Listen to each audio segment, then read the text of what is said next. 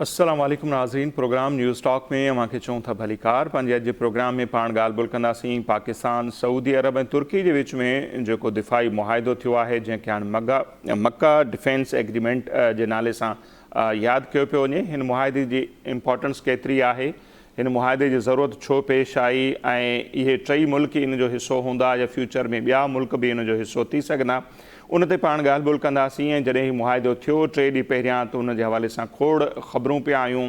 कुझु माण्हुनि उनखे रंग ॾियण जी कोशिशि कई थी, शायदि ईरान जे ख़िलाफ़ु ठहियो आहे ऐं उन ते ईरान जे अंदरियां बि कुझु आवाज़ असांखे ॿुधण में मिलिया हुआ सोशल मीडिया प्लेटफॉर्म ते। पर अॼु ईरान जी जेका परॾेही वज़ारत आहे, उन जा जेके तर्जमान आहिनि इस्माइल बकाई साहब, उन्हनि बयानु जारी कयो आहे जंहिंमें हुननि इन मुआहिदे जी आजियां बि कई आहे ऐं गॾोगॾु इहो बि चयो आहे त इन मुआहिदे सां ईरान खे को बि ख़तरो न आहे। सो इन मुआहिदे ते पाण ॻाल्हि ॿोल कंदासीं ऐं प्रोग्राम जे ॿिए हिसे ते जॾहिं पाण ईंदासीं त जेका करंट पॉलिटिकल सिचुएशन आहे पाण उन ते बि ॻाल्हि ॿोल कंदासीं। पर पहिरीं अचूं था पाकिस्तान, सऊदी अरब ऐं तुर्की जे विच में थियल हीउ जेको दिफ़ाई मुआहिदो आहे उनखे सम्झण जी कोशिशि कयूं था। आलिम बिरोही साहब जेके आहिनि उहे हींअर असां वीडियो लिंक ते मौजूदु आहिनि। पाण दुनिया जे मुख़्तलिफ़ मुल्कनि में सीनियर सफ़ारतकार तौरु पाकिस्तान जी नुमाइंदगी कंदा रहिया आहिनि ऐं इंटरनेशनल इशूज़ ते ॾाढो सुठो ॻाल्हाइनि था। आलिम बिरोही साहब, अवां जी तमामु घणी महिरबानी, अवां असांखे वक़्तु ॾिनो। कीअं पिया ॾिसो पाकिस्तान ऐं सऊदी अरब जे विच में त ऑलरेडी दिफ़ाई मुआहिदो थियल हो, पर हाणे सऊदी पंहिंजो तुर्की बि उनजो हिसो थियो आहे। हाणे 3 मुल्कनि जे विच में हीउ जेको दिफ़ाई मुआहिदो थियो आहे, बिरोही साहब पहिरें त उनजी अहमियत अवां कीअं था ॾिसो? साईं, पहिरीं ॻाल्हि इहा आहे त सऊदी अरब सां असांजा जेके दिफ़ाई मुआहिदा आहिनि या उन्हनि सां जेको स्ट्रेटेजिक कोऑपरेशन उहो तमामु पुराणो आहे। मतिलबु अॼुकल्ह जी ॻाल्हि न आहे। भुटे साहब जे ज़माने में बि हुयो, उन खां अॻु में बि हुयो। ज़ियाउल उनखे कंटिन्यू कयो। तव्हांखे यादि हूंदो त मक्का ते जेको आहे हमिलो थियो हो, ज़ियाउल जो ज़मानो हो, असांजी फ़ौज वई हुई। वरी 90 में जॾहिं कुवैत जो मसइलो थियो तॾहिं असांजी फ़ौज वई हुई। मतिलबु असांजा उन सां इहे कोऑपरेशन काफ़ी मुख़्तलिफ़ ट्रीटीज़ तव्हां चओ या एग्रीमेंट चओ, बाइलेटरल, पर हे जेको लास्ट ईयर जेको मुआहिदो थियो, डिफेंस पैक्ट थियो उन्हनि सां, इहो ईअं सम्झो त it was a consolidation of all the previous treaties जेके बि पुराणा जेके बि उन्हनि सां नंढियूं एग्रीमेंट्स थियल हुयूं, उन्हनि जो हे हिकिड़े क़िस्म जो कंसोलिडेशन हुयो या उन्हनि जो जेको आहे कल्मिनेशन हुयो। मतिलबु हाणे उहो जेको आहे सो उनखे असां बाइलेटरल अंडरस्टैंडिंग सम्झंदा हुआसीं त इट इज़ अ बाइलेटरल ॿिनि मुल्कनि जे विच में, यानी जेको आहे जेको अंडरस्टैंडिंग आहे, कोऑपरेशन आहे ऐं जेको आहे सो इन जे करे इन ते एतिरो यानी जेको आहे सो आईब्रोज रेज़ न थिया या एतिरो माण्हुनि जा जेके से इहे जेको आहे सो हाणे जेको आहे सो उनखे असां एक्सटेंड करे उन में तुर्की बि शामिल थियो आहे त हाणे उनजो नेचर, स्कोप ऐं उनजो कलर जेको आहे सो चेंज थी वियो। पहिरियों बाइलेटरल हुयो, हाणे जेको आहे सो मल्टीलेटरल असां उनखे चई सघूं था। पर्टिकुलरली जॾहिं असांजो फॉरेन मिनिस्टर चवे थो त हे पैक्ट कंहिंजे ख़िलाफ़ कोन्हे, इट इज़ अ डिफेंसिव ऐं ओपन आहे, ॿिया मुल्क बि हुन में सघनि था एज़ अ मेंबर। सो इन जे करे सो हिनखे हिन वक़्तु असां चऊं त डिप्लोमेटिक लैंग्वेज में त मल्टीलेटरल एग्रीमेंट आहे। हाणे मल्टीलेटरल जेके एग्रीमेंट्स थींदा आहिनि उहो हमेशह यानी जेको हिते में सिचुएशन हूंदो आहे उनजे करे या के मुल्क महसूसु कंदा आहिनि त असांखे थ्रेट आहे या ख़तरो आहे कंहिं मुल्क खां, पोइ उहो गॾिजी करे हिकिड़ो दिफ़ाई कलेक्टिव जेको आहे सो पंहिंजो सिक्योरिटी जो इंतज़ाम कनि था पिया। सो इन जे करे मां त इहो सम्झंदुसि जेकॾहिं ईरान वारनि इहो बयानु ॾिनो आहे, उन्हनि जे फॉरेन मिनिस्ट्री ॾिनो आहे, त उन्हनि जेको आहे सो तमामु सुठो यानी हिकिड़ो वाइज़ क़दम खणियो अथऊं, विज़डम वारी जेका सूरत हाल कई अथऊं, जो इन ते उन इतराज़ न कयो। छो त सॼी दुनिया जे नज़र में इवन आम जेके शहरी आहिनि उन्हनि खे तव्हां जेकॾहिं ॾिसंदव त हर को ईअं सम्झंदो हो त हे जेको आहे सो पैक्ट थियो आहे सऊदी अरब जे चवण ते थियो आहे, छो त सऊदी अरब खे होथीस खां बि ख़तरो हो। होथीस वारनि उन्हनि रेड सी में काफ़ी जहाज़ रोकिया आहिनि ऐं उन्हनि अलमंदीर खे बंदि कयो आहे। ॿियनि नंबर ते जेको इराक में जेको आहे चवनि था त इहे प्रॉक्सीज़ आहिनि ईरान जा या प्रो ईरान मलेशिया आहे जेका हिननि ते मिसाइल सऊदी अरब ते मिसाइल सां हमलो कयो आहे। सो इन लिहाज़ खां जेके ॾिसिजे त हर को ईअं सम्झे पियो त सऊदी अरब जे चवण ते जेको आहे सो पाकिस्तान ऐं तुर्की हिन सां मुआहिदो कयो आहे। इहो लाज़िमन जेको आहे सो अचे ईरान जे ख़िलाफ़ न आहे, ईरान ते हमलो कोन थींदा, पर आम जेको तजियो हो त ईरान जी जेका मैन्यूवरेबिलिटी आहे, जेका उते हुनजो जेको स्पेस हुयो हुनखे अमेरिका ते प्रेशर विझण जो, त अमेरिकन अॾनि ते जेके हमला थींदा गल्फ कंट्रीज़ में या इवन सऊदी अरब में हिननि हमला कया आहिनि, उन में कमी ज़रूरु अचे वेंदी, छो त ईरान वटि स्पेस अची वेंदो हिन मुआहिदे जे करे।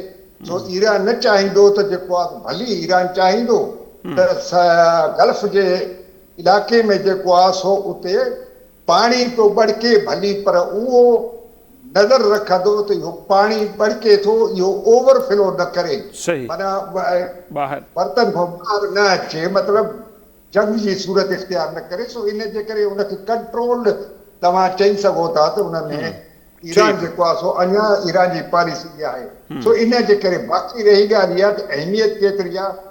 ऑफकोर्स पाकिस्तान खे जेको आहे वॾो हिकिड़े क़िस्म जी तव्हां सोभ चओसि या डिप्लोमेटिक अचीवमेंट चओसि, पाकिस्तान हिन वक़्तु जेको आहे सो पाकिस्तान जी जेका डिप्लोमेटिक हैसियत आहे या उनजी पोज़ीशन आहे, यानी मिडिल ईस्ट में या गल्फ कंट्रीज़ में तमामु मथे थी वई आहे। ऐं जेको आहे इकोनॉमिक जेके प्रॉस्पेक्ट्स आहिनि, या पॉलिटिकल त हुयो ई हुयो, पर इकोनॉमिक प्रॉस्पेक्ट्स में जेको आहे सो तमामु बहितरी अची वई आहे। छो त हाणे असां हमेशह हिनखे इन सूरत में ॾिसो त सऊदी अरब जो पैसो आहे, सही, ठीकु आहे, ऐं जेको आहे सो तुर्की जो जेको आहे सो डेवलप एडवांस इंडस्ट्री आहे, स्ट्रेटेजिक इंडस्ट्री आहे, हथियारनि जो इंडस्ट्री आहे, और असांजे वटि पाकिस्तान में जेको आहे सो माशाल्लाह जेको आहे सो तमामु क़ाबिल, कैपेबल ऐं एक्सपीरियंस जेको आहे सो आर्मी आहे, मिलिट्री आहे। इन जे करे हिन टिनि मुल्कनि जो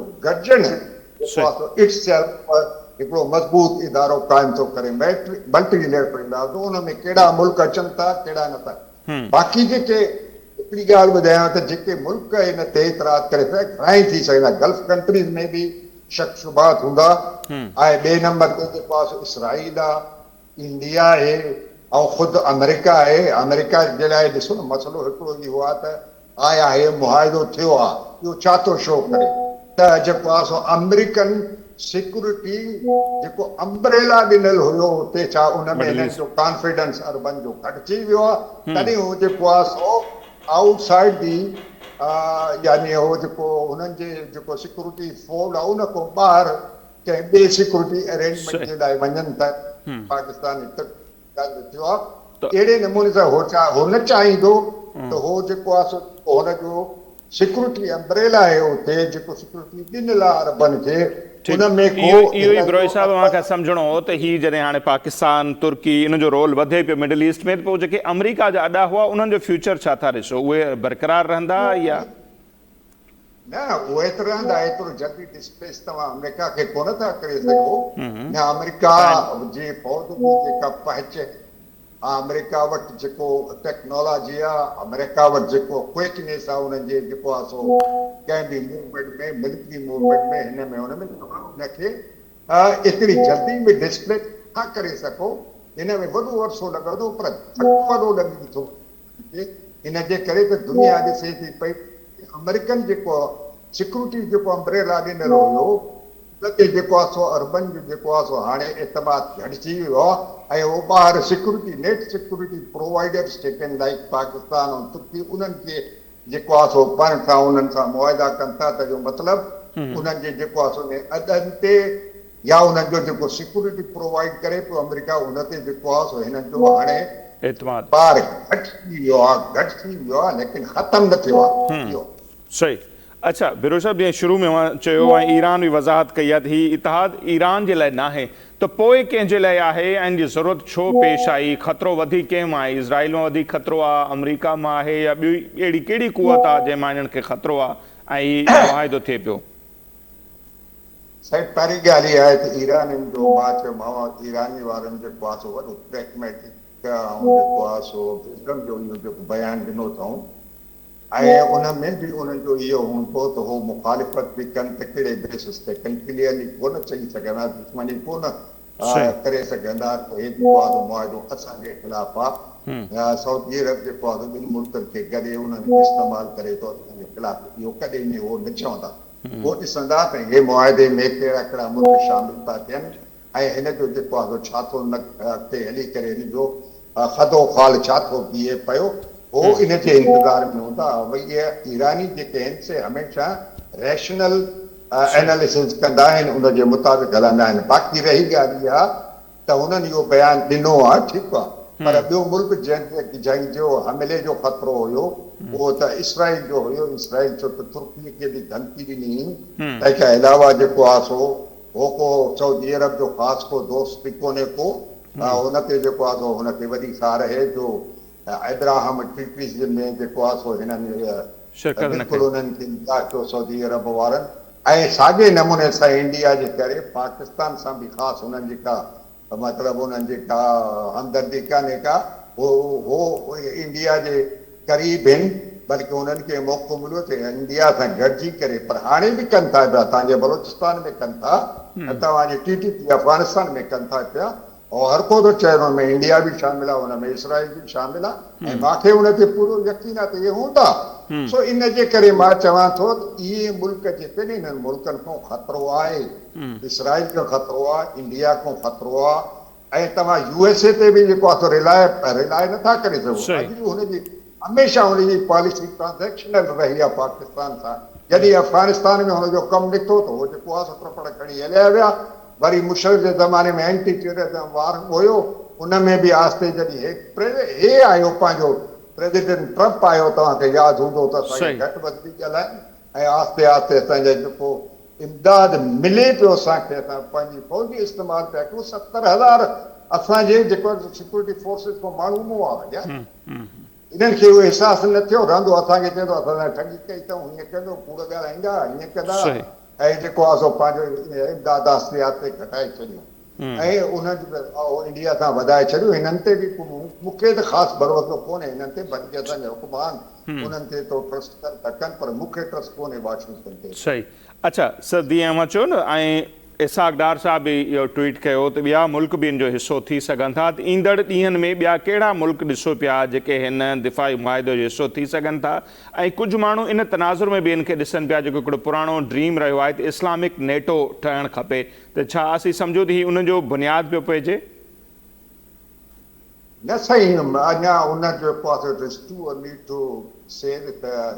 इस्लामिक नेटो आहे या अहिड़ो आहे न सही न इहो मां कॾहिं बि न चवंदुमि त इहो इस्लामिक नेटो जॾहिं तव्हां ऐलान कंदव ठाहिण जी कोशिशि कंदो त ख़ुदि अमेरिका वॉशिंगटन पहिरीं ॻाल्हि हूंदी तव्हांजी मुखालिफ़ कंदा इंक्लूडिंग जेको आहे सो हुनजे छा चवंदा आहिनि ॿियनि मुल्कनि जे बि जेके वेस्टर्न कंट्रीज़ आहिनि जेके नेटो जा मेंबर बि आहिनि तो इन जे करे मां हिनखे फ़िलहालु इहो जेको आहे सो कलर कोन ॾेई थो सघां न मूंखे इहो यकीन आहे जेको आहे इस्लामिक नेटो तौरु करे थो तव्हांखे यादि हूंदो त सऊदी अरब वारनि कुझु कोलिशन ठाहियो हो हुतीस जे ख़िलाफ़ जंहिंखे राहिल शरीफ़ साहब पंहिंजो जेको आहे हा उहो क़यादत करे पियो तव्हां ॾिठो त उहो जेको आहे सो उहो बि पाण खे इस्लामिक कोलिशन फोर्स छॾाई पर नेटो कोन छॾाई हालांकि हुन में ज़्यादा मुल्क हुया तो इन जे करे मां हुनखे त हे को रीजनल लेवल ते थींदो उन में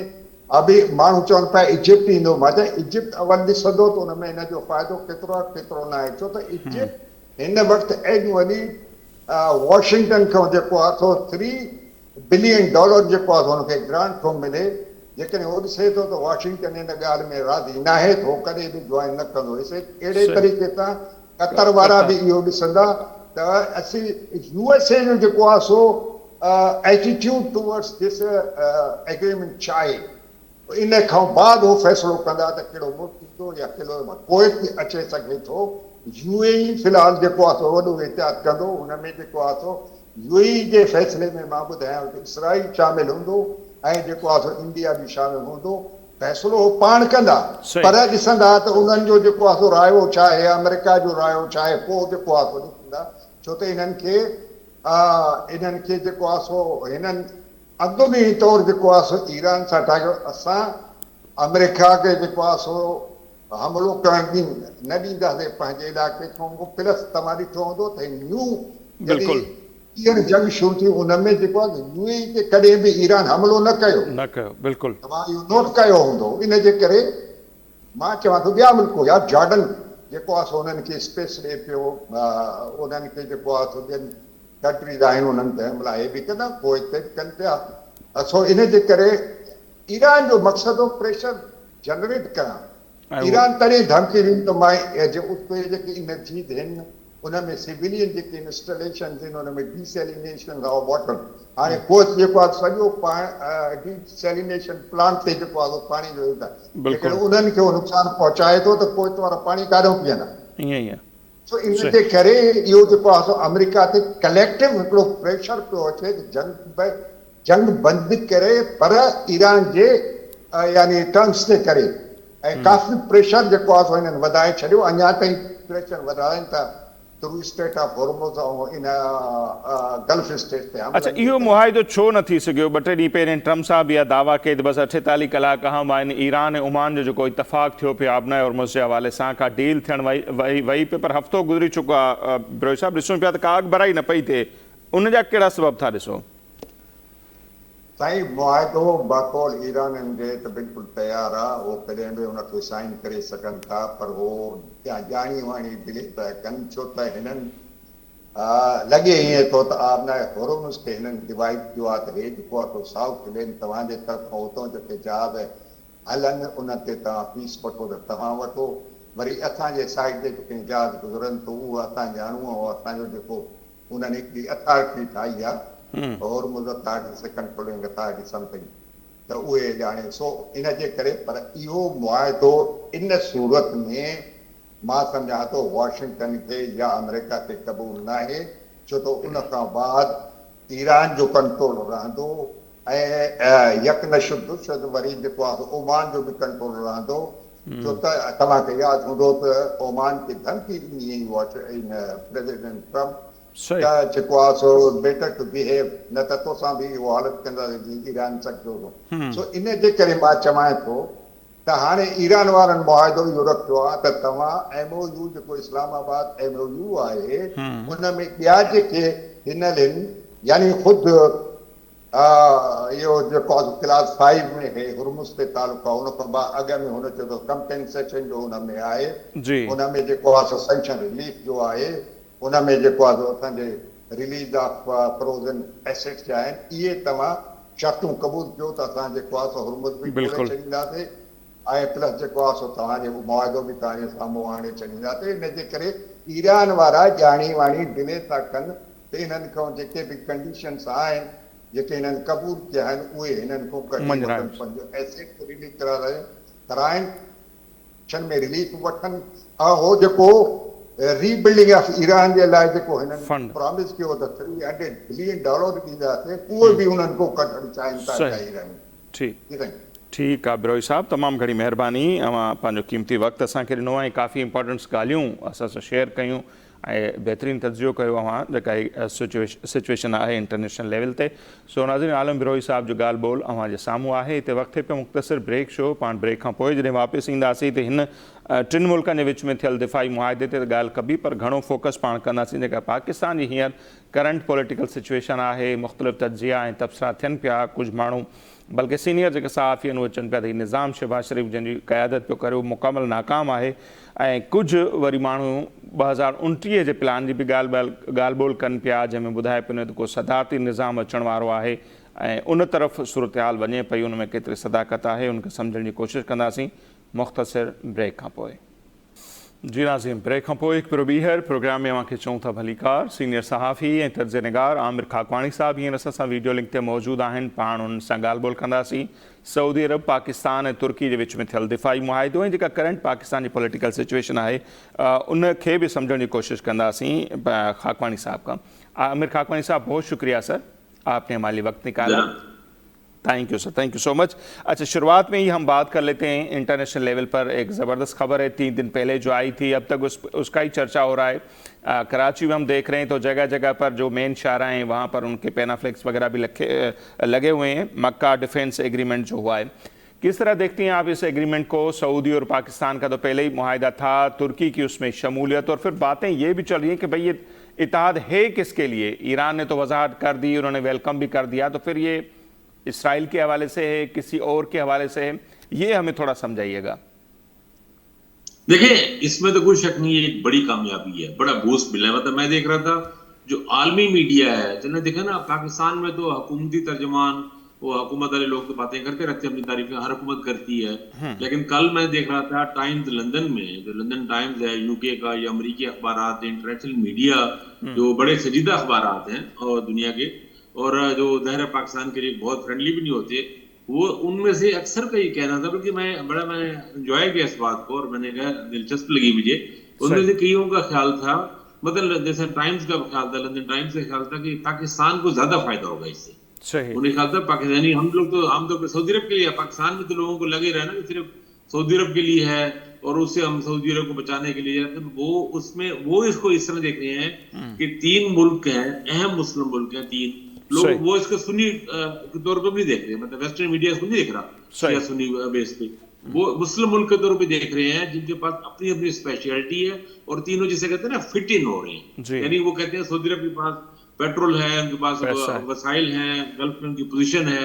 पाकिस्तान के बारे में जो 2-3 बातें कही जाती है, एक तो न्यूक्लियर जो डेटरेंस है पाकिस्तान के पास, और बहरहाल अगरचे वाजे किया गया है कि इसमें न्यूक्लियर अम्ब्रेला शामिल है, लेकिन पाकिस्तान की ताकत तो वही है ना. वो ताज तो माशाल्लाह है ना, अल्लाह ने पाकिस्तान को पूरे मुस्लिम दुनिया में मुमताज किया हुआ है. दूसरा, पाकिस्तान को वॉर एक्सपीरियंस की भी बात की जा रही थी कि इनको जंगी तजर्बा, जंगे लड़ने का एक्सपीरियंस है इनके पास, और स्ट्रेटेजिक जियोपॉलिटिकल पाकिस्तान की पोजीशन भी तो बड़ी इंपॉर्टेंट है ना, ग्वादर की वजह से भी, और इधर वजह साउथ एशिया में, और साथ अब 2-3 जगहों पे पाकिस्तान है ना बीच. और इसके साथ तुर्की का, कि वो नेटो की सेकंड लार्जेस्ट फौज है, टेक्नोलॉजी है, उसकी अपनी डिफेंस मशीनरी है बड़ी, और मुख्तलिफ, आपको पता है कि वो 5th जनरेशन वो फाइटर बना रहे हैं, कान्स और ड्रोन्स और मिसाइल उसके बड़े जबरदस्त हैं, सब चीजें बहुत सारी. तो वो कह रहे हैं एक दूसरे को ये कमियां पूरी करके ताकत बन रही है, बड़ी ताकत बन रही है. तो ये एक इम्पोर्टेंट बात है कि हम सिर्फ इसको इस तरह से नहीं देख रहे, दुनिया इसको और एंगल से देख, हमें ये समझना चाहिए. तो पाकिस्तान को बड़ा बूस्ट मिलेगा इससे, मेरा ख्याल है, और मेरा अंदाजा ये है कि इसमें मुल्क बढ़ेंगे. मतलब पहले भी जो कहा गया इजिप्ट के बारे में और कतर के बारे में और अजरबैजान का कहा गया, लेकिन अब कुवैत के बारे में भी बात स्टोरी खबरें चल रही हैं कि बिहाइंड द सीन मुज़ाकरात चल रहे हैं. तो अगर 1 या 2 मुल्क और इस तरह के ऐड हो जाते हैं तो फिर तो बड़ी एक, मतलब खासतौर पर कुवैत आ जाए तो वसाइल और बढ़ जाएंगे, और अगर मिस्र होता है फिर तो मिडिल ईस्ट को पूरा एक बिल्कुल एक नशा ही बदल जाएगा मिडिल ईस्ट का ना. अजरबैजान के आने से एक स्ट्रेंथन होती है कि सेंट्रल एशिया में मिलती, कतर की अपनी एक इंपॉर्टेंस है. तो बहरहाल, तो ये हमसे अगर 3 तक भी रहे तो इसकी एक अपनी अहमियत और वो एक बनी है बड़ी बूस्ट, और पाकिस्तान को काफी फायदा होने का भी इम्कान है. देखा ना, सऊदी अरब अगले 5 सालों में $25 बिलियन कमिट किया उन्होंने, और मिनरल्स में भी, उसमें एनर्जी में, एग्रीकल्चर में, कई चीजों में वो इन्वेस्ट करने का, ग्वादर वगैरह में भी. अब ये पाकिस्तान पर है कि वो हम लोग उसका फायदा उठाएं, हमारी ब्यूरोक्रेसी, हमारी इंतजामिया को अच्छा प्लान बना के दें, कैपेसिटी अपनी बेहतर करें, तो हम $25 अरब वो तो देने को तैयार है. हम हमारे इंतजामिया का, हमारी जो ब्यूरोक्रेसी और हुकूमतें अक्सर ऐसी होती है कि जो पैसे वैसे पकड़ा दें, उन्हें पता है वैसे पैसे ही उड़ा देंगे, खर्च हो जाएंगे. वो प्रोजेक्ट्स में लगाना चाहते हैं, खुद ही कमाना चाहते हैं, वो इन्वेस्ट करना चाहते हैं. तो हमें वो प्लान बना के देना, हमें उससे बहुत जबरदस्त फायदा है. अब आपका सवाल ये कि किसके खिलाफ है, देखिए बहरहाल ये ईरान के खिलाफ तो नहीं है, सबने वाजे किया, और अब ईरान ने खुद भी दिलचस्पी कहा. लेकिन बहरहाल जो मिडिल ईस्ट में, गल्फ में पोजीशन थी, सऊदी अरब वल्नरेबल हुआ था ईरानी हमलों की वजह से. तो अल्टीमेटली ईरान के लिए एक मैसेज तो बड़ा क्लियर है कि अब सऊदी अरब ऐसे बेआसरा मुल्क नहीं है कि आप उठा के उसको भी एक ड्रोन मिसाइल फेंक मारे, जिस तरह आप कर रहे थे बहरीन पे और कुवैत पर और मुख्तलिफ जगहों पे. तो अब सऊदी अरब पे करने मकसद है कि एक बड़ी जंग, वसी जंग, और एक सीधा साधा पंगा, और सबने वाजे किया, तुर्की ने वाजे किया, पाकिस्तान ने वाजे किया कि ये एक डिफेंस है. लेकिन तुर्की ने तो बड़े क्लियर कहा है कि अगर इस पर हमला होगा किसी पर, एक मुल्क में, तो फिर अल्टीमेटली फिर एक मामला बढ़ेगा और हम सबको जवाब देना पड़ेगा. तो अल्टीमेटली ये ईरान के लिए भी है. अच्छा, मतलब कम से कम ईरान के अंदर जो हाक्स हैं, जो एक एक्सट्रीमिस्ट एलिमेंट है, और हैं उनके अंदर, हर मुल्क के अंदर होते हैं, हर मुल्क की एस्टेब्लिशमेंट में होते हैं, हुकूमतों में भी होते हैं, جو ہاکس ایلیمنٹ ہیں، جو زیادہ اگریسو ہوتے ہیں، وار مونگرز ہوتے ہیں، یہ بھی ان کے لیے بڑا کلیئر ایک میسج ہے. لیکن لوگوں کی خواہش اور کوشش کر رہے ہیں کہ ایران بھی اس میں شامل ہو جائے.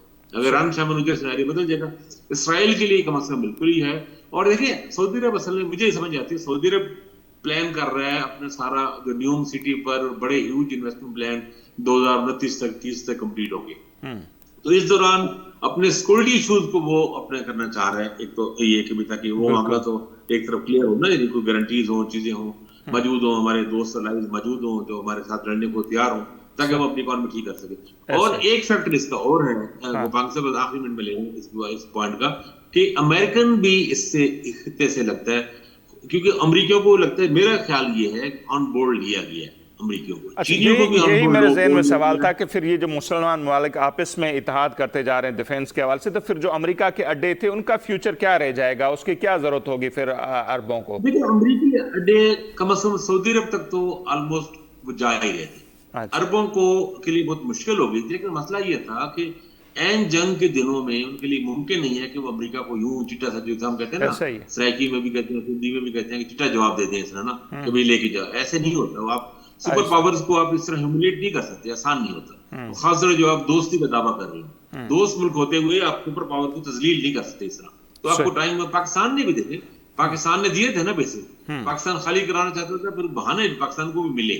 کبھی پاکستان نے ریمنڈ ڈیوس کا وہ جب موقع ملا تو اس بہانے انہوں نے بلیک بارڈر سے جان چھڑائی. پھر سلالہ چیک پوسٹ جو حملہ نقصان ہوا تو اس کے بدلے انہوں نے اپنے یہ جیکو آباد اور شمسی ایئر بیس وغیرہ خالی کروائے. تو ایک طریقے سے کرانا پڑتا ہے نا. تو امریکی اڈے سعودی عرب میں تو بہت مشکل ہے، ویسے بھی نہیں ہے. اور امریکہ جو نئے پلان، اچھا امریکہ کے اندر بھی انٹرسٹنگ بات یہ ہے جو انٹرنیشنل امریکی میڈیا ہے، وال اسٹریٹ جرنل اور واشنگٹن پوسٹ اور نیو یارک ٹائمز اور بھی ان کے جو اخبارات ہیں، ان میں بعض اینالسٹ یہ کہہ رہے ہیں کہ یہ اچھا ہے. اور یہ جو انٹرسٹنگ بات ہے کہ یہ جو ان کا گریٹ میک مانگا ہے، ان کا میک امریکہ گریٹ اگین، جو ریپبلکنس میں اور ٹرمپ کے پریزیڈنٹ ٹرمپ کے حامی گروپ ہے، بڑا اچھا ایک مطلب پاورفل حلقہ ہے، وہ بھی یہ کہتا ہے کہ وہ پہلے یہ کہہ رہا تھا کہ مڈل ایسٹ سے نکلو اور اپنا سارا فوکس کرو چین پر اور اکانومی پہ اور چیزوں پہ کرو. تو ان میں کچھ لوگوں نے کہا اچھا جی امریکہ پہ تھوڑا سا بوجھ کم ہوا کہ خلیج کے یہ سیکورٹی کے معاملے بڑے کر لیے ہیں، اب اور زیادہ بڑے چیزوں پہ آؤ. تو امریکی بعض امریکی، سارے نہیں، کچھ امریکی، ہاں امریکہ کو کنسرن اس میں ہے. ایک ہے جو میں نے اسرائیلی میڈیا میں بھی بار بار دیکھ رہا ہوں، ان کو کنسرن یہ ہے کہ سعودی عرب اب ابراہیم اکارڈ میں شامل نہیں ہوگا ان کو، کیونکہ سعودی عرب کو سہارا مل گیا. اب اس پہ ایک بات کرنے کی تجزیہ کرنے کی ضرورت ہے کہ یہ ملک بعد میں اکٹھے ابراہیم اکارڈ میں جاتے ہیں یا نہیں جاتے ہیں. اگر یہ ابراہیم اکارڈ میں چلے جائیں اگلے کے سالوں میں تو میرا خیال ہے امریکن کی کوئی اس میں گلے شکوہ نہیں ہوگا، کہیں گے ٹھیک ہے بھی اپنا سنبھالو، ہم نے بہت تمہارے لیے کر لیا. ظاہر یہ بھی تینوں امریکی دوست ملک ہی ہیں نا، پاکستان، ترکیہ اور سعودی عرب، تینوں امریکہ کے دوست ہیں اور بعض حوالے سے اتحادی ہیں. اور ترکیہ کو تو آپ نے دیکھا نا ابھی F-35 میں پریزیڈنٹ ٹرمپ نے شامل کیا اور اس نے بڑا کلیئر بالکل واضح جسے کہتے ہیں نا شٹ اپ کال دی ہے اسرائیلی پرائم منسٹر کو کہ میں ترکیہ کو کیوں نہ شامل کروں، وہ اتنا زبردست ملک ہے، یہ ہے وہ ہے، بڑی طاقت ہے. تو مطلب ایک انٹرسٹنگ سیناریو ہے نا یہ، مطلب تمام اینگلز کو دیکھ کے میں تجزیہ کرنا چاہیے. ٹھیک سر. اچھا خاکم امین صاحب، اس کے بعد ہم اگر آتے ہیں ملک کی صورتحال پر، تو یہ ایک زبردست قسم کی اچیومنٹس ہم دیکھ رہے ہیں، سارا ملک اس کو سیلیبریٹ بھی کر رہا ہے. بھارت کے ساتھ جو ہماری جنگ ہوئی اس کے بعد جس طرح اداروں کا مان مرتبہ بڑھا ہم نے دیکھا، پھر سعودی عرب کے ساتھ معاہدہ، اس کے ساتھ ایران کے ساتھ جو ہم دیکھتے ہیں پیس ڈیل ہم نے کروائی، اس سے اداروں کا مان بڑھا. تو اس طرح کی زبردست قسم کی ایک پبلسٹی چل رہی تھی. اس اچانک پھر ہم دیکھ لیتے ہیں کہ نقوی صاحب کی اسٹیٹمنٹ آ جاتی ہے. پھر جو ابھی سندھ کی صورتحال بنی ہوئی ہے، میں آپ کو بتا سکتا ہوں کہ جو چیزیں بہتری کی طرف جا رہی تھی اب وہ یہ کہ بھئی نقوی صاحب جو بول رہا ہے وہ خود تو نہیں بول رہا، اسے یہ کہلوایا گیا ہے کوئی سندھ کی تقسیم کرنا چاہتا ہے، ملک کے ٹوٹے کرنا چاہتا ہے. تو اس سے پھر ایک بدگمانیاں سی پیدا ہو گئی ہیں. تو آپ کو کیا لگتا ہے کہ ملک کے اندر، جس کی ہم بار بار بات کرتے ہیں ہاؤس ان آرڈر ہونا چاہیے، یہ جب اتنی بڑی اچیومنٹس ہوتی ہیں اس کو ہم کیش نہیں کرواتے اور اپنے ہی لوگوں کے درمیان ہم اس طرح کی باتیں کر کے ان کو بدزن کر دیتے ہیں، کیا یہ پالیسی ٹھیک ہے؟ ظاہر ہے یہ پالیسی ٹھیک نہیں ہے، لیکن دیکھیں گوپال صاحب، پاکستان میں کئی چیزیں ٹھیک ہونے والی تو ہیں. میں صوبوں کی بات نہیں کر رہا، نئے صوبے جلد بازی میں نہیں، اجرت میں نہیں بنانے چاہیے، یہ ایک بڑا ایک الگ ایشو ہے. لیکن ایک جو جس سے آپ سسٹم کو ریسیٹ کرنے کی بات کرتے ہیں، ریفارمز لانے کی، وہ تو سندھ میں بھی بہت ضرورت ہے، بہت زیادہ ضرورت ہے. مجھے نہیں پتا کہ آپ لوگ کیا سوچتے ہیں کہ کراچی جب میں جاتا ہوں تو وہاں پہ بہت لوگ جو ہیں ان کو شدید گلے شکوے ہیں سندھ حکومت سے، اور ظاہر ہے لمبے عرصے سے 2007-8 से पीपल्स पार्टी की हुकूमत चली आ रही है, तो पीपल्स पार्टी की हुकूमत बहुत शिकवी है कि कराची तबाह हो गया और हो गया तबाह। हम लोग जब कराची में हम लोगों का भी हमारा भी बहुत अच्छा टाइम गुजरा, मैं तो पढ़ा हूँ कराची में, कराची मेरी एजुकेशन हुई है, तो अब हम जब जाते हैं तो शौक लगता है, बाकायदा शौक लगता है कि इंफ्रास्ट्रक्चर तबाह हो गया है, सड़कें बर्बाद हो गई हैं, लॉ एंड ऑर्डर के पॉपुलेशन का लोड भी तो आप देख लें ना खाकवानी साहब, सारे मुल्क की पॉपुलेशन का लोड कराची पर है, और कराची का कितना हिस्सा है जो कंटोनमेंट का एरिया है, कहीं जाओ तो ये केपीटी का एरिया है, कहीं जाओ तो ये रेलवे का है, कि ये फिलहाल का है, तो सूबाई हुकूमत जो है या मेयर का अख्तियार कितने हिस्से तक है। और फिर गोपान साहब, मैं देखें बात सुने, हमें ना अगर हम फेयर तजिया करें ना, मैं 31-30 साल से लाहौर में मुकीम हूं, लाहौर भी कई गुना बढ़ा, कई गुना साइज लाहौर का बढ़ा है पिछले चंद सालों में, इवन कराची से बहुत लोग खुश हुए। मैं यहाँ देखता हूँ, मतलब कम से कम हजारों में दुकानदार, रेडियो वाले ऐसे हैं, सराइकी बोलने वाले बहुत सारे, जो अब लाहौर में है, जो कराची में होते, जो बताते थे कि हम सब्जी मंडी में फलां जगह फलां करते जगह हालात की वजह से हम लाहौर शुरू हुए। तो शहर बड़े होते हैं, बड़े शहर जो है उसमें पब्लिक को आप नहीं रोक सकते। तरक्की जो है ना वो ग्लू होती है, ग्लू पे काम करती है, वो खींचती है हर को अपनी तरफ। परफॉर्मेंस पे कोई डिबेट नहीं है सर, वो होनी चाहिए, बहुत सारी कमजोरियां हैं पीपल्स है, लेकिन हम देखते हैं कि लाहौर में वफाक का कितना जो है इन्फ्लुएंस है, मोटरवे कितने बड़े हैं, डिवीजन टू डिवीजन पंजाब में आपको मोटरवे नजर आ रहे होंगे, लेकिन हैदराबाद और उससे आगे जो है सखर तक वो और वफाक की क्या कंट्रीब्यूशन है वफाक कराची के लिए, जितने वजीर आजम आए, खान साहब ने कितने ऐलान किए, क्या दिया कराची को वफाक ने। देखिए बात सुने, इस पे ना एक पूरा प्रोग्राम रख लेंगे आप, लाहौर शहर में कौन सा वफाक ने किया, लॉ एंड ऑर्डर। देखिए कुछ चीजें खामियां माननी चाहिए ना, मतलब पीपल्स पार्टी एक पॉलिटिकल पार्टी है ना, हम मान रहे हैं, बिल्कुल तनकीद होती है हुकूमत की, बिल्कुल होनी भी चाहिए, बिल्कुल होनी चाहिए। देखिए मैं ये मेरी अपनी एक ओपिनियन है, अपनी क्लियर ओपिनियन है, मैं समझता हूँ कराची को सिंध से अलग नहीं होना चाहिए। कराची अलग, सिंध में अलग सूबा बनाने का मुतालबा मेरे ख्याल में ज़ेरी सिंध से आए तो समझ आती है। जो लोग, जो इलाका कैपिटल से दूर है, जैसे साउथ पंजाब है, साउथ भावलपुर में, मुल्तान में, डेरा गाजी खान, जो लाहौर से 5 किलोमीटर 500 मील दूर है, कई घंटों का सफर है, पसमानदगी है, मसाइल है, वो सूबे का मुतालबा करे तो समझ आती है। कराची से अलग सूबा बना ले, कराची में पूरे मुल्क के बजट लगा हुआ है, तो हम कहते हैं कि इस तरह की डिमांड पंजाब में, इसलिए वो जो सन ऑफ सॉइल है वहां पर वो कर रहे हैं, यहाँ पर वो कर रहे हैं जो 80 ईयर से खुद को महाजर भी कहलवाते हैं, फिर सिंध की तकसीम की बात, पहले तो पाकिस्तानी तो हो जाओ, उसके बाद न तो सिंध का केस यही है कि एक भी सिंधी जो जिसका सिंध में पैदा हुआ है सदियों से, उसकी कभी डिमांड नहीं है सूबे की। यहाँ पर ये मसला है, पंजाब में दूसरा इशू है। ये नसीर गोपाल साहब, ये बहुत दिलचस्प बात है। मैं यहाँ पे जब लिखता हूँ तो मैं, आपने भी देखा होगा, पढ़ा होगा, मैं फेसबुक पे भी लिखता हूँ, सोशल मीडिया पे भी मैं ये बात हमेशा कहता हूँ कि भाई ये मुतालबा तो उन लोगों को आना चाहिए ना जो ज्यादा महरूम है। कराची से ज्यादा महरूम सिंध के बहुत से इलाके कराची से कई गुना ज्यादा महरूम, ज़ाहिर है मसाइल है, पसमानदगी है, दूर है, घर के लोग हैं, और लोगों के लोग मसाइल है उन लोगों के, और वो उनकी महरूमी के लेवल कराची से ज्यादा है, लेकिन वो मुतालबा नहीं कर रहे।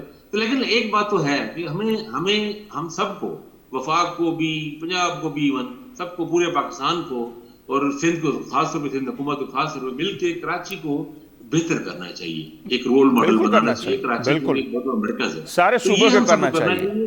लेकिन ये सूबा का जब आप नई इस तरह बात कर देते हैं बगैर किसी को ऑन बोर्ड लिए, तो उससे आपने ठीक है गलतफहमी और शकूक पैदा हो जाते हैं। मेरे ख्याल में वफाक को एक बड़ा बजट देना चाहिए, बजाय कराची को फेडरली एडमिनिस्ट्रेटिव इलाका बनाने की, एक वो जैसे शोशा छोड़ने के बजाय वफाक को चाहिए कि अपना इशार करे और एक बड़ा बजट दे कराची। और इसके साथ साथ ख्वाजा आसिफ साहब की स्टेटमेंट भी सुनी होगी कि कराची और गवादर को वफाक के हवाले, अब तक वो कब्जागिरियत वाली ज़हनियत है, कब्जा करना है हमें। बिल्कुल, गवादर भी आप देखें, गवादर की बात करेंगे फौरन शकूक पैदा होंगे, गलतफहमी दूर होगी। भाई गवादर के लिए आपको बलूचिस्तान को दो ना, बलूचिस्तान हुकूमत से काम करो, उनसे करो।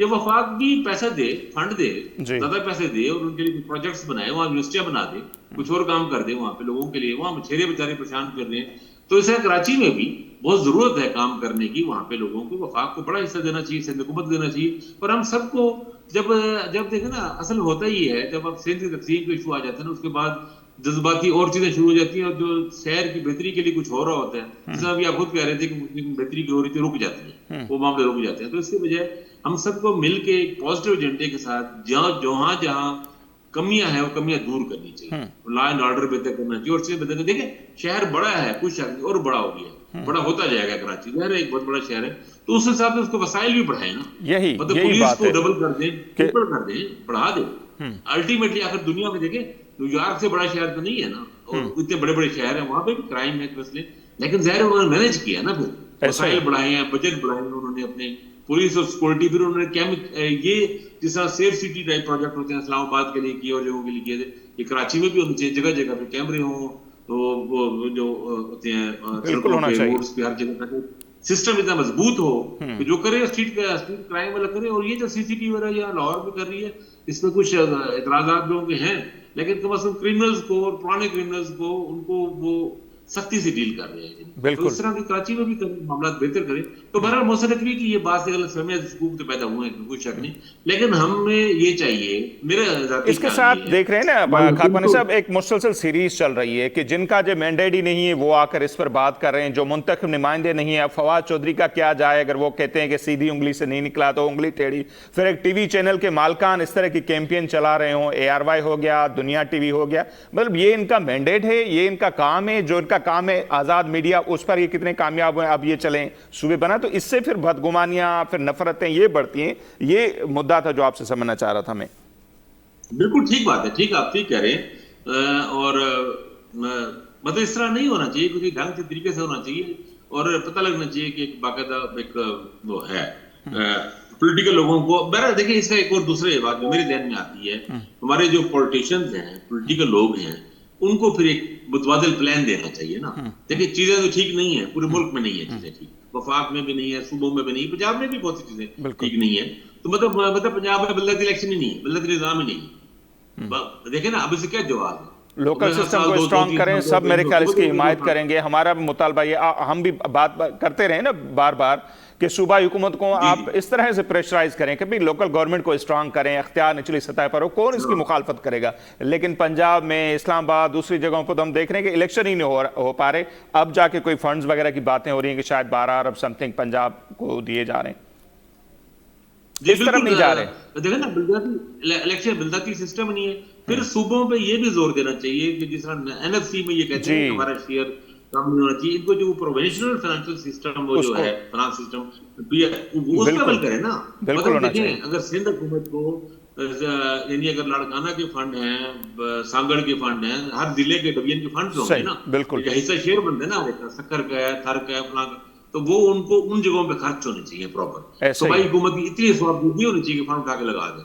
یہاں پنجاب میں تو بڑے لوگوں کو شکایت رہی ہے کہ پتہ لگتا ہے کہ لئیہ کے فنڈ اٹھا کے لاہور میں کوئی سڑک بنا دی گئی. ایسے ہوا ہے شہباز شریف صاحب کے دور میں, باقاعدہ ہوا ہے کہ لئیہ ڈسٹرکٹ لئیہ کے فنڈ سے لاہور کی ایک سڑک بنی ہے, اور وہ اربوں میں تھی, کئی اربوں کی بنی ہے. تو یہ غلط ہے نا ظاہر. تو وہ جو ان کو صوبائی حکومتوں کو یہ ان کو خود بھی یہاں بھی سندھ کے لوگوں کو شکایت ہے کہ سندھ کا پیسہ گلگت بلتستان میں لگا رہے ہیں. یہ سندھ میں کیا ترقی آپ دیکھ رہے ہیں, لیکن وہاں ووٹ بینک بڑھانے کے لیے. تو یہ بھی بڑی تنقید ہو رہی ہے پیپلز پارٹی پر کہ بلوچستان میں آپ خرچ کرے ہو, گلگت میں خرچ کرے ہو, پہلا رائٹ تو یہاں کا ہے. تو یہ نہیں ہونا چاہیے. صحیح. اچھا پھر ایک دیکھیں, پھر ان کو میں میرا پوائنٹ بس میں آخری اسٹیبلش کر دوں, اس پوائنٹ کو واضح زور دے دوں جو میں چاہ رہا ہوں. میں یہ چاہ رہا ہوں ان کو متبادل پلان دینا چاہیے صوبائی حکومتوں کو, پولیٹیکل پارٹیوں کو, جو آپ کہہ رہے ہیں نا جن کے پاس عوامی مینڈیٹ ہے, ان کو بھی چاہیے کہ ریفارمز کا ایک ایجنڈا اناؤنس کرے نا, پلان اناؤنس کرے کہ ٹھیک ہے جی ہم چیزوں کو ٹھیک کرنے کے لیے ہم یہ کرنے چاہ رہے ہیں. مطلب بلدیاتی نظام ہم سندھ میں تو موجود ہے نا, کہ ہم ان کو فنڈز دیں گے, ہم ان کو ڈسٹرکٹ کو, مطلب کراچی میئر کو اور باقی جگہوں پہ جہاں جہاں بلدیاتی ہر ضلع میں موجود ہے نا, ہر ضلع میں, ہر تحصیل میں ہم ان کے فنڈز بڑھائیں گے, ہم ان سے کام, ان کو اختیارات دیں گے. کچھ سندھ حکومت اپنے کچھ کام تو لوکل گورنمنٹ کے حوالے کرے نا, پتہ لگے نا اس کو اختیار بنا. یہ پنجاب میں بلدیاتی الیکشن کرائیں, فیئر اینڈ فری الیکشن کرائیں, اور جو لوگوں کو فنڈز ہیں یہ KP میں کرنا چاہیے. اور جگہوں پہ بھی ریفارمز ان کو لانی چاہیے. چیزیں ٹھیک نہیں ہے نا ہماری, ہمارے پتہ کاروباری بزنس مین پریشان ہے, الگ پریشان ہے, ہر جگہ پہ ٹیکس ٹوکے ہوئے ہیں, کسی پہ لوگ الگ پریشان ہیں. دیکھو اب پیٹرولیم پہ اتنی بڑی لیوی ٹیکس کیوں لگا ہوا ہے؟ اگر وہ صرف ٹیکس ہی کم ہو جائے تو آج 100 روپے کا پٹرول 100 سے زیادہ ویسے بنتا ہے, لیکن 100 کے قریب پٹرول سستا ہو جائے گا. اب آپ زیادہ لگائیں لوگوں کو, اگر 200 روپے سے 200 روپے پٹرول ملنا شروع ہو جائے تو کتنی سہولت ہو جائے گی عام آدمی کے لیے, کتنے مسئلے حل ہونا شروع ہو جائیں گے.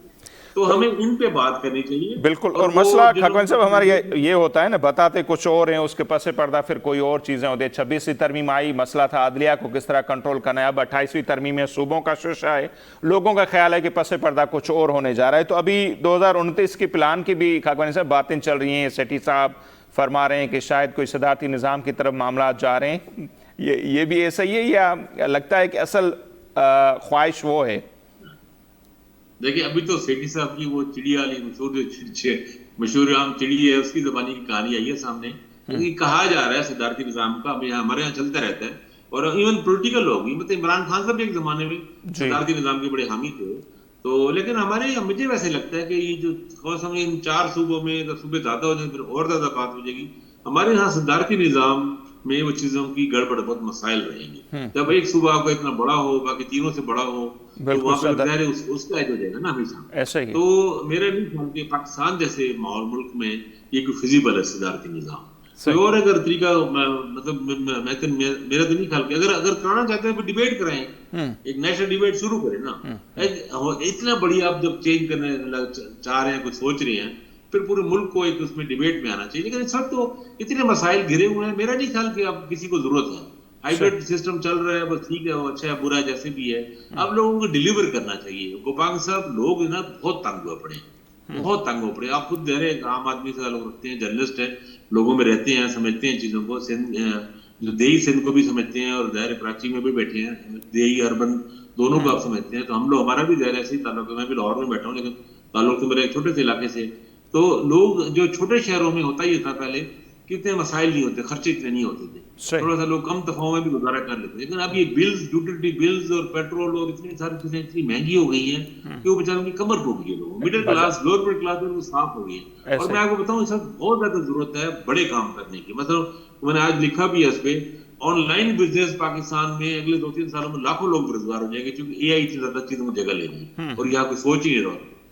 और भी एआई में नई पूरी इंडस्ट्रीज खुल रही है। हमें उस तरफ जाना चाहिए, सोचना चाहिए, और हमारे जो बड़े फैसले साज लोग हैं वो इन्हीं पे फैसला करें कि किस तरह आप नई इकोनॉमी में, जो मॉडर्न इकोनॉमी का नक्शा बन रहा है, उसमें पाकिस्तान कैसे शेयर लिया अपना। क्योंकि आप सिर्फ जंगों और वेपन्स और इनके जरिए ज्यादा शेयर नहीं ले सकते। आप अल्टीमेटली आपको चीजें एक्सपोर्ट करनी पड़ेगी, मैशत अपनी, लोगों को रोजगार, सब चीजें करनी पड़ेगी। तो इन बड़ी चीजों पर जोर लगाए, ना कि ये कि बनी बनाई चीजों को खराब करने के बिगाड़ने, मेरा जाती ख्याल है।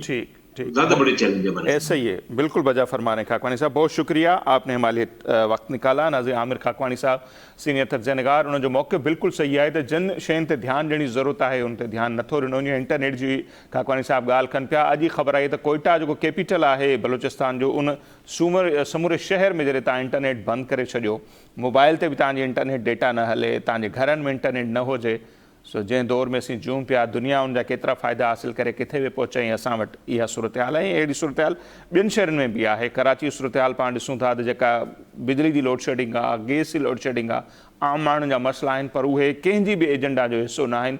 अफ़सोस सां चवणो थो पए, मीडिया जी एजेंडा बि आम माण्हू न आहिनि, ऐं न ई असांजे पॉलिटिकल पार्टियुनि जी एजेंडा ते आम माण्हू आहिनि, जेको हिकिड़ो अफ़सोस जो मक़ाम आहे। असांजे प्रोग्राम जो टाइम हिते पंहिंजी पुॼाणी ते थो पहुचे, ॾींदा इजाज़त, अलाह ने के पान।